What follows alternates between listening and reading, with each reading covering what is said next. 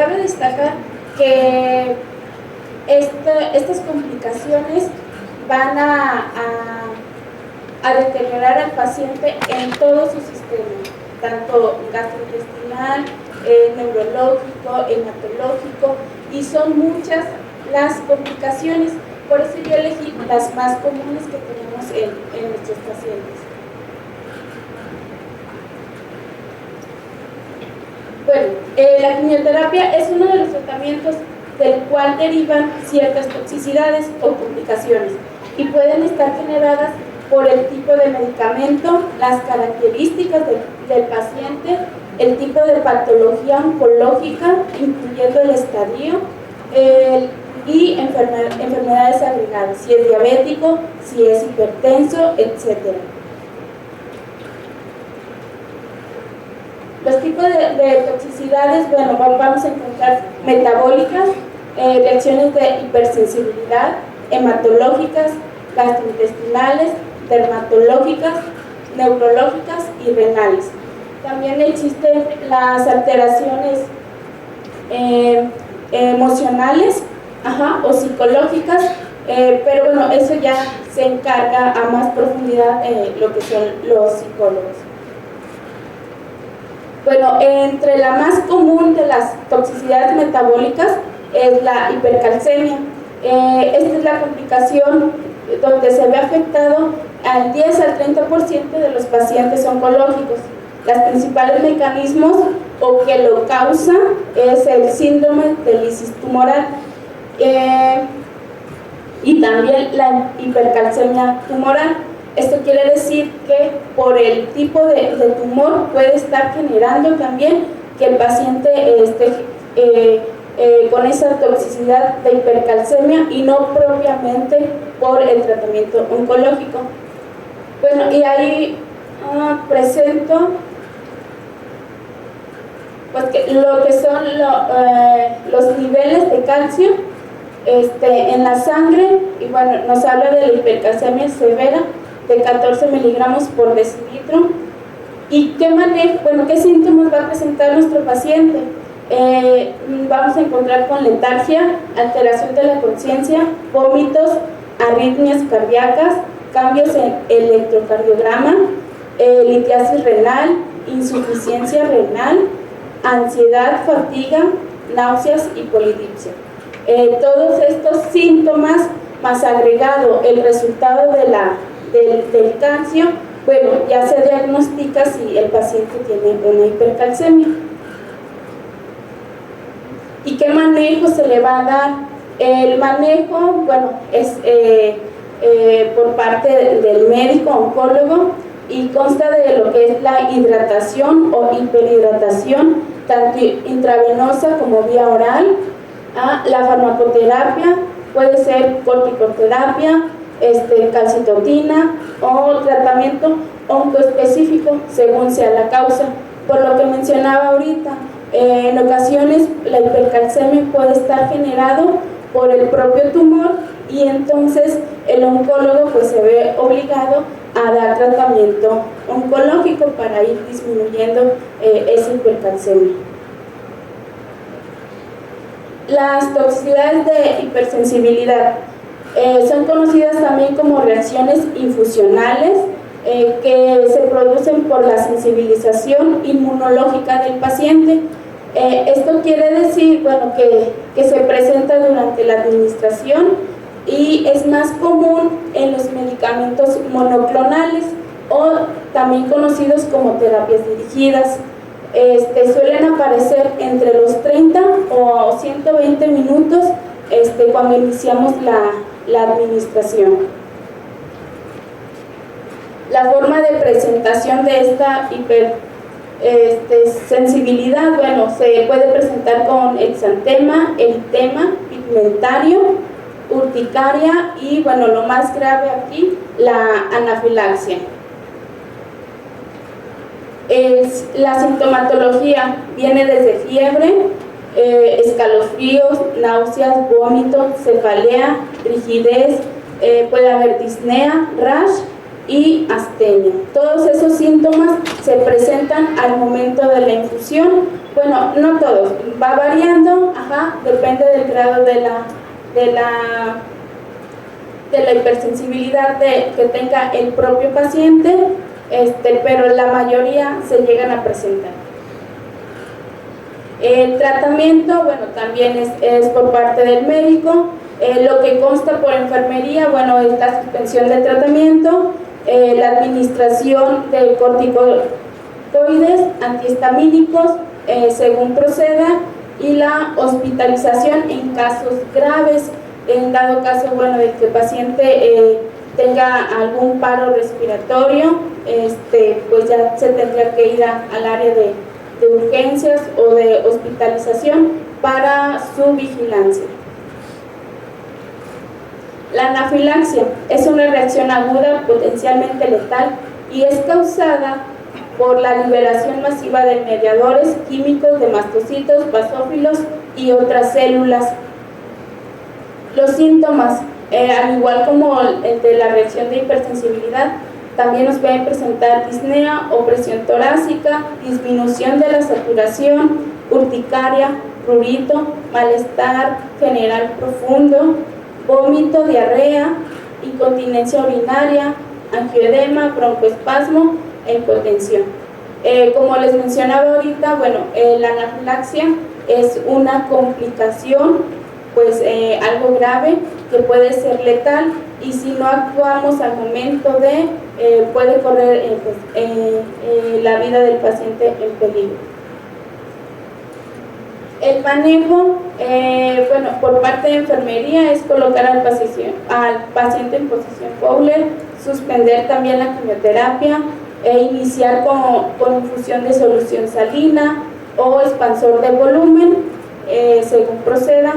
Valorar si hay datos de obstrucción en las vías aéreas, arritmias cardíacas, broncoaspiración o convulsiones. Valorar los signos vitales para detectar como si hay alguna hipotensión o alguna arritmia. Administrar oxigenoterapia porque, bueno, va a bajar un poco la saturación. Administración de farmacoterapia como antihistamínicos, igual corticosteroides. En casos ya graves, bueno, epinefrina.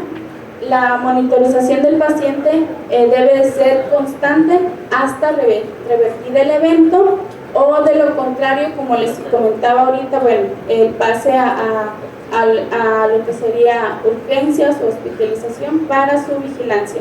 Y muy importante en este punto, bueno, reportar el evento adverso. Tenemos en todos los hospitales lo que es el comité de farmacovigilancia.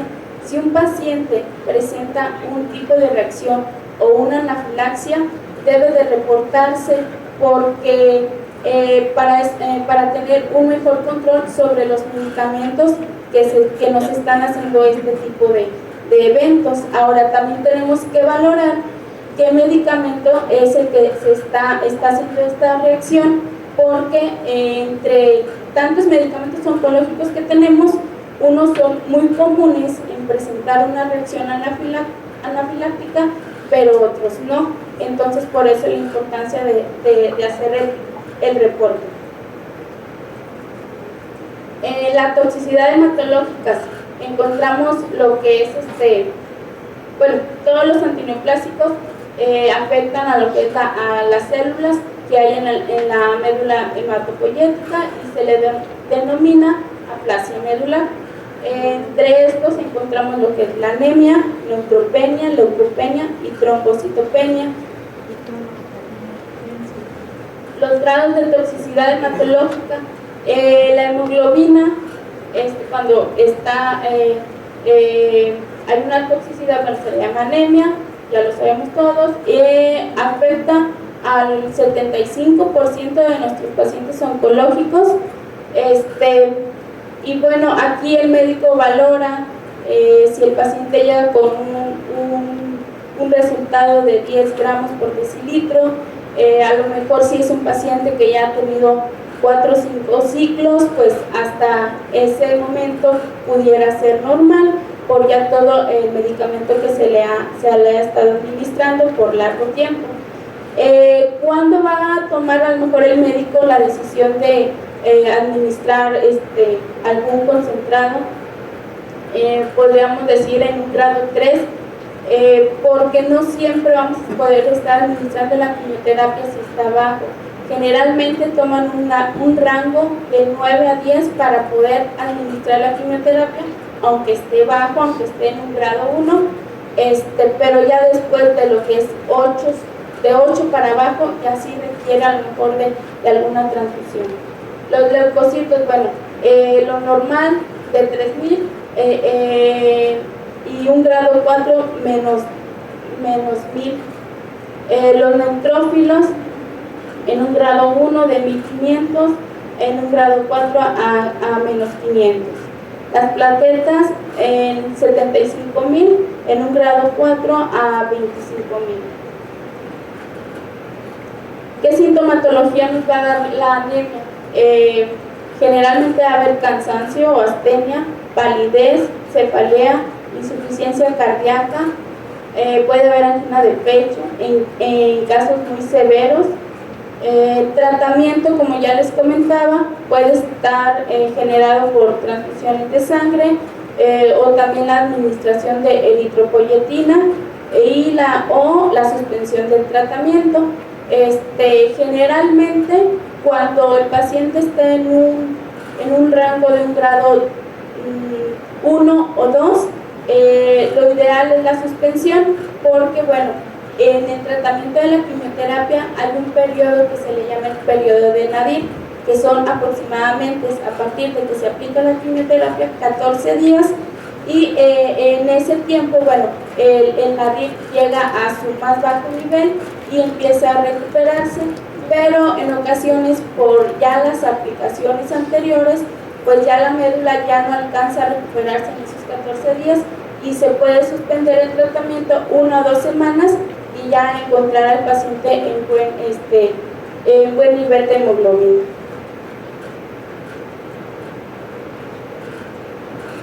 Bueno, hablando de la neutropenia, los factores de riesgo es el tipo de cáncer que pueda tener el paciente, el tipo de intensidad de la quimioterapia, que ya hablábamos de eso, la edad, cuando el paciente es mayor de 60 años, genera un poquito más de problemas en relación a la neutropenia, enfermedades concomitantes, que sea sexo femenino, mal estado nutricional del paciente, neutrófilos por debajo de los 100, trasplante de médula ósea, de médula de células madres, perdón, insuficiencia renal o hepática y enfermedades pulmonar obstructiva crónica. Estos son factores de riesgo para que el paciente pueda generar una neutropenia febril. ¿Y cuáles son los síntomas? Bueno, la fiebre de 38.5 durante más o que dure más de 1 hora, el recuento absoluto de neutrófilos en menos de 500, cansancio, cefalea, dolor muscular, escalofríos, tos o dificultad para respirar, diarrea, cólico intestinal, eritema en lesiones quirúrgicas o en lo que son los catéteres venosos centrales y disuria. El tratamiento siempre va a ser una profilaxis primaria o secundaria. La primaria, bueno, es preventivo, cuando ya se puede a lo mejor sospechar de que es un paciente de 60 años, que ha tenido a lo mejor infecciones recurrentes, bueno, se opta por la prevención. Se pueden dar factores estimulantes de colonias como granulocitos, antibiótico en caso de que se presente algún proceso infeccioso y antipiréticos. Generalmente con los estimulantes les va muy bien y llegan a lo mejor a mantener sus niveles en un grado 1, pero bueno, eso es mejor a que el paciente pues se nos complique. Ajá. Los signos de la trombocitopenia es cuando se encuentran los niveles bajos de plaquetas. Los signos son epistasis, sangrado, que es sangrado por la nariz, hematemesis, melenas, hematomas, hemorragias intracraneales, petequias, Y el tratamiento el electivo sería una aféresis plaquetaria, o de lo contrario a lo mejor también suspender el tratamiento, pero aquí sí se opta más que nada por lo que es la administración de plaquetas. Y bueno, dentro de las toxicidades más comunes gastrointestinales podemos encontrar lo más común, la náusea y el vómito. Tenemos 5 etapas de lo que es el vómito agudo. Quiere decir que viene previo 24 horas a la administración de la quimioterapia. Náuseas y vómitos retardados, esto quiere decir cuando el paciente está en quimioterapia y posterior 24 horas y más, puede estar presentando a lo mejor el paciente las náuseas y el vómito. Lo que son los inmediatos, quiere decir que cuando están en quimioterapia y a pesar del tratamiento antiemético, el paciente está presentando constantemente ya no solo la náusea, sino también el vómito. Y el anticipatorio, esto quiere decir que cuando por ejemplo es algo psicológico, que llegan al hospital o a su centro de atención y el paciente empieza con la náusea, inclusive con el vómito. También se manejan grados del 1 al 4. En la náusea, en el grado 1 hay pérdida del apetito sin alteración de los hábitos alimenticios. A lo mejor si el paciente comía 5 veces, come 1.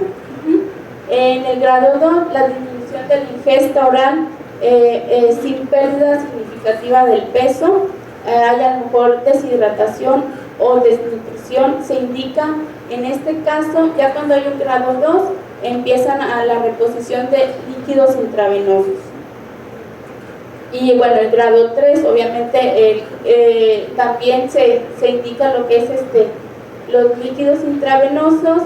Aquí hay consumo calórico oral o líquido inadecuado y se empieza la terapia de hidratación. Y también en el grado 4, si no, el paciente no tolera la alimentación vía oral, se puede optar por una sonda gástrica o también la nutrición parenteral. Pero esto más que nada cuando están hospitalizados los pacientes. ¿Qué tipo de medicamentos van a presentar alto grado de emesis? Tenemos que el cisplatino, la doxorubicina y la ifosfamida generan mucha náusea. Riesgo moderado es el carboplatino y el oxaliplatino, y riesgo bajo y mínimo encontramos lo que son los taxanos, el topotecan, el bevacizumab, el cetuximab, entre otros. Los más que nos generan más náusea son estos tipos de medicamentos. Y en el vómito también manejamos, hay grados del 1 al 4. El grado 1 es un episodio en 24 horas, el grado 2 de 2 a 5 en 24 horas. Aquí ya se inicia la administración de líquidos intravenosos. El grado 3, arriba de 6 episodios en 24 horas. Y el grado 4, nos puede causar consecuencias potencialmente mortales. Aquí muy importante, enfermería, la educación a lo que es el paciente, porque como es muy común lo que es la náusea y hablando del vómito, el paciente en ocasiones se nos va con la idea de que el vómito es normal y no regresan hasta a la consulta, y el paciente llega descompensado, deshidratado, porque a lo mejor se la pasó toda una semana con vómito. Y me ha tocado ver que llegan los pacientes complicados por esa situación, porque a lo mejor nosotros no nos explicamos en relación a que sí puede haber vómito, pero hasta qué grado va a ser normal y cuándo el paciente tiene que venir a lo mejor a un área de urgencias o a lo mejor con su oncólogo para que inicie una terapia de reposición de líquidos. Eso es bien importante porque También puede afectar el tratamiento oncológico, el hecho de que el paciente se descompense, retrasa su tratamiento y pues ahí a lo mejor nos falta a nosotros como enfermería enseñar o educar en esa parte a nuestro paciente. Bueno, el manejo de la náusea y vómito se realiza una valoración completa que incluya frecuencia, duración, intensidad y factores desencadenantes. Administrar antieméticos como antagonistas de la serotonina, antagonistas de receptores de dopaminérgicos, fomentar la ingesta de líquidos si el paciente tolera y si no ha presentado vómitos en los 30 minutos posteriores, controlar el equilibrio de fluidos y electrolitos, reponer líquidos intravenosos y enseñar a lo mejor ejercicios de relajación como sería la respiración con nuestro paciente. Otro de las toxicidades más comunes es la mucositis, y la mucositis es la inflamación de la membrana de las mucosas que reviste el tracto digestivo desde la cavidad oral hasta el ano. Afecta al 35-40% de los pacientes que tienen quimioterapia y al 100% que reciben un tratamiento con radioterapia a nivel de la cavidad oral. También manejan grados del 0 al 4. El 1 hay eritema, dolor moderado, úlceras no dolorosas. En el grado 2 hay eritema con edema y úlceras dolorosas, pero que permiten la ingesta oral. El grado 3 no permite la ingesta oral y el 4 requiere de una nutrición enteral o parenteral. Los signos y síntomas, el paciente siempre nos va a referir una sequedad bucal, aumento de la sensibilidad al calor, dolor e intensidad creciente, eritema de la cavidad oral, estomatitis, esofagitis, enteritis, proctitis, úlceras y dificultad para la ingesta. El manejo va dirigido a lo que es el alivio del dolor y asegurar la ingesta oral. Debe de haber una higiene bucal, lubricación de labios y tejidos orales, tópicos anestésicos. Generalmente, cuando el paciente presenta mucositis, se les indican unos enjuagues bucales que se le llaman colutorios, y bueno, esto es lo que se pueda hacer una mezcla de estos medicamentos y soluciones para que el paciente pueda aliviar el dolor y poder comer.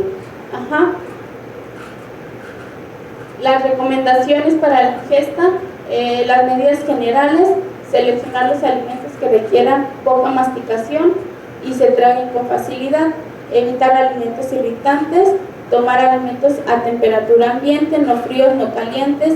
Hablando de alimentos irritantes, no chile, no limón, no naranja. Favorecer la deglución e inclinar la cabeza hacia atrás. Eso puede ayudar al paciente a que pueda tragar su comida. Utilizar a lo mejor algún popote para tomar líquidos.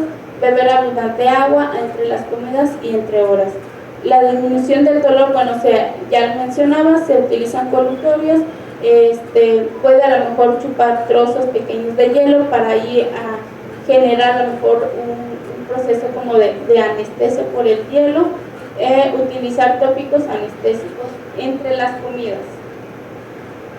La diarrea se define como el aumento del número de evacuaciones al día y o disminución de la consistencia de las heces. También se manejan por grados del 1 al 4. En el grado 1 hay aumento del número de posiciones sin exceder 4 al día. En el 2 hay deposiciones entre 4 a 6 episodios al día y se presentan más comúnmente por la noche. En el grado 3, más de 7 deposiciones al día. Hay incontinencia, signos de deshidratación y bueno, la necesidad de hidratación intravenosa. Y en el grado 4 hay signos de deshidratación severa con repercusión hemodinámica. Y obviamente pues ahí los episodios o deposiciones son hasta 10 o 14 en 24 horas. El tratamiento varía en función a la severidad de la diarrea, así como de la presencia de fiebre, vómitos, neutropenia, infección intestinal, dolor abdominal, signos de deshidratación. El tratamiento, cuando es un grado 1 o 2, Se puede a lo mejor manejar con lo que es la loperamida. Cuando hay infección, algún antibiótico. Cuando ya hay un grado del 2 al 4, se recomienda su administro la hidratación intravenosa y la administración o reposición de electrolitos. Al igual que el vómito en la diarrea, también enfermería juega un papel muy importante, porque también toma como la diarrea como alguna consecuencia normal de la quimioterapia. Enseñarles también hasta qué grado es normal y cuándo ya no. Dentro de las toxicidades dermatológicas encontramos que afecta la piel local o generalizada en los anejos como cutáneos, como son las uñas y folículos pilosos. En la toxicidad dermatológica local encontramos lo que es la flebitis. Esta es la inflamación del trayecto de la vena, se caracteriza por dolor en la zona, piel caliente al tacto, eritema, y en ocasiones se palpa el trayecto de la vena indurada. La extravasación, esto ocurre cuando los fármacos quimioterapéuticos entran en contacto directo con los tejidos circundantes durante su infusión intravenosa. En estos dos puntos son preventivos. Enfermería juega un papel muy importante, porque al momento de que se canaliza, se debe de seleccionar una buena vena, evitar lo que son los pliegues y canalizar, si es en dado caso por vía periférica, el brazo y el antebrazo. En la extravasación, ahí también jugamos un papel muy importante, porque la prevención es la vigilancia. Si nosotros ya canalizamos y estamos seguros que la canalización fue correcta, solamente para prevención de la extravasación es la vigilancia estrecha al momento de que estamos administrando la quimioterapia. Dermatitis, se observa fotosensibilización, descamación, hiperpigmentación y dermatitis palmoplantar.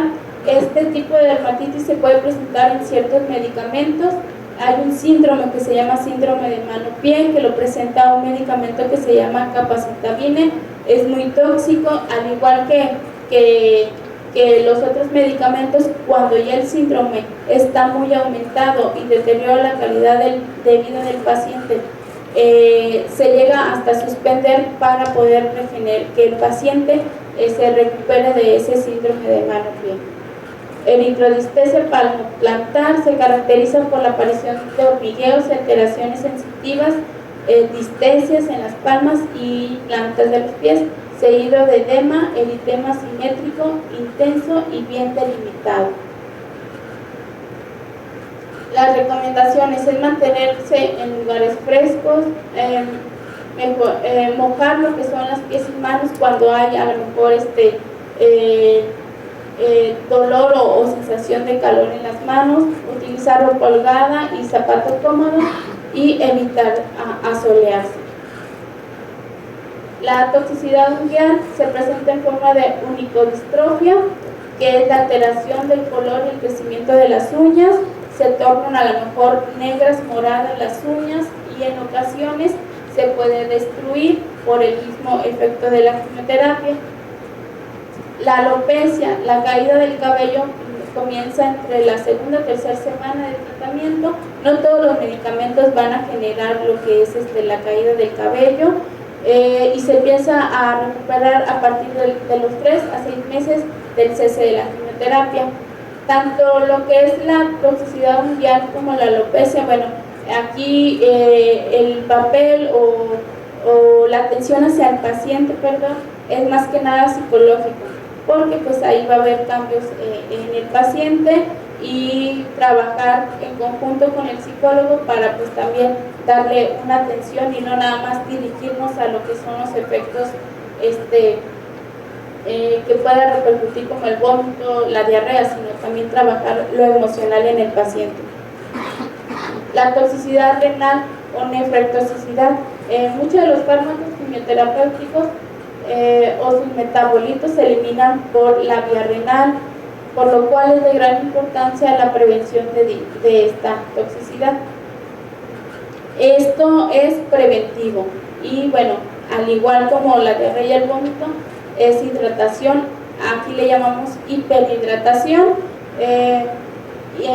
antes de la quimioterapia y posterior. Posterior lo estaríamos manejando vía oral, previa a la quimioterapia intravenosa. También, bueno, para estar monitorizando lo que es la función renal, se solicitan en cada consulta de los pacientes que van a quimioterapia lo que es la química sanguínea. En dado caso de que se administren altas dosis de metrotexate, que es un medicamento que puede afectar gravemente a la función renal, se puede administrar bicarbonato IV, en dado caso que sean altas dosis. A pesar de estas medidas, nos habla que un 35% de los pacientes desarrollan una insuficiencia renal leve, que puede ser reversible en muchos casos de estos pacientes. Otra de las toxicidades es la toxicidad vesical. Consiste en la inflamación vesical y esto nos genera cistitis y también en casos complicados la cistitis hemorrágica. Esto, el modo de prevención en ciertos medicamentos como puede ser la ifosfamida o el cisplatino, podemos administrar lo que es un medicamento que se llama Mesna, que inactiva los metabolitos tóxicos de estos fármacos, evitando así que se dañe la vejiga. El tratamiento, si es muy constante y si no se revierte esta cistitis, puede generar a lo mejor la opción de la suspensión del citotóxico. Se debe de hidratar y si en dado caso hay algún proceso de dolor o inflamación, serían analgésicos y antiespasmódicos. Y bueno, otro de las complicaciones más comunes es la toxicidad neurológica, llamada neuropatía. Se trata del daño neurológico más frecuente, aparece por alteraciones de las fibrinas de la conducción nerviosa, lo que lleva a la pérdida de sensibilidad, parestesias y distesias. El tratamiento en ocasiones se revierte solamente con la suspensión o la reducción del citotóxico, de la dosis. En ocasiones, cuando es muy severo, hablando del dolor, serían antiinflamatorios o analgésicos o también neuroprotectores. En dado caso que si el paciente presenta convulsiones, anticonvulsionantes, pero generalmente la suspensión o el bajar la dosis del medicamento les va bien y se revierte ese problema. No todos los medicamentos también lo van a provocar, pero sí es importante también enseñarle al paciente o informarle qué tipo de cambios puede haber en su persona recibiendo dicho medicamento. Bueno, y los consejos para los pacientes, hablando de lo que es la neuropatía, es proteger manos y pies de temperaturas extremas. A lo mejor puede utilizar guantes en lo que es las manos, controlar la temperatura del agua para evitar quemaduras, no usar agua muy caliente o fría para ducharse, utilizar igual ropa ancha y calzado cómodo. Y bueno, es todo. Como les comentaba ahorita, es un tema muy amplio porque afecta a lo que es todo el sistema del paciente, pero yo quise presentarle los más comunes y pues a lo mejor si alguien tiene algún paciente oncológico, pues darle la orientación que se debiera. Gracias.